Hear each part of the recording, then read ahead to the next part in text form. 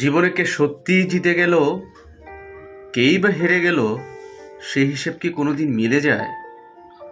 CGPA দিয়ে হারিয়ে দিয়েছিলাম যাকে, ব্যাংক ব্যালেন্সে তার সাথেই হেরে গেলাম। কর্পোরেট উঁচু চেয়ারটাতে বসে সাফল্যের ঢেকুর তুলতে তুলতে জিতে গেলাম যার সাথে, বছর 7 পরে নিউ ইয়র্কে বিএমডব্লিউ চালাতে চালাতে জিতে গেল সে।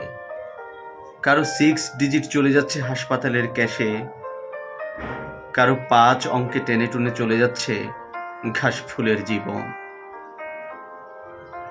পাশার দানের মতো জীবন ঘুরতে থাকি আমরাও, মোহের পেছনে, সাফল্যের পেছনে, অর্থের পেছনে, সুখের পেছনে।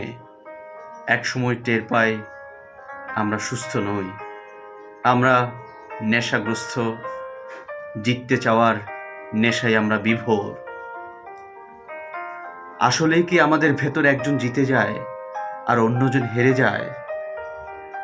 নাকি নিজের গল্পে যে সাফল্য খুঁজে পায় সে ভেবে নেয় সে একাই জিতে গেছে, বাকিরে হেরে গেছে? যে গল্পে ওই মানুষটা জিতে গেল, আমি হয়তো সে গল্পের কোনো চরিত্রই নই। যে সিংহাসনে বসে সে কর্তৃত্ব খুঁজে পেল, আমি সে রাজ্যেই নেই।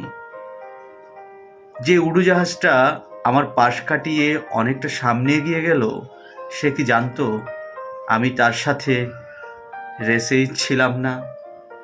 আমি মেঘ হয়ে ভেসেছিলাম নিজের মতো, অমন করে ভেসে থাকাতে আমার প্রশান্তি।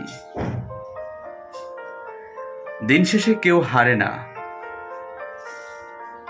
কেউ আবার জেতে না।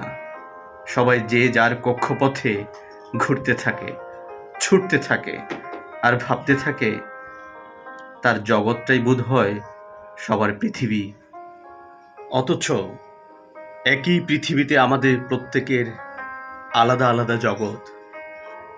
কেউ কারো জগতের অস্তিত্ব জানে না, কেউ কারো জগতের অস্তিত্ব জানে না।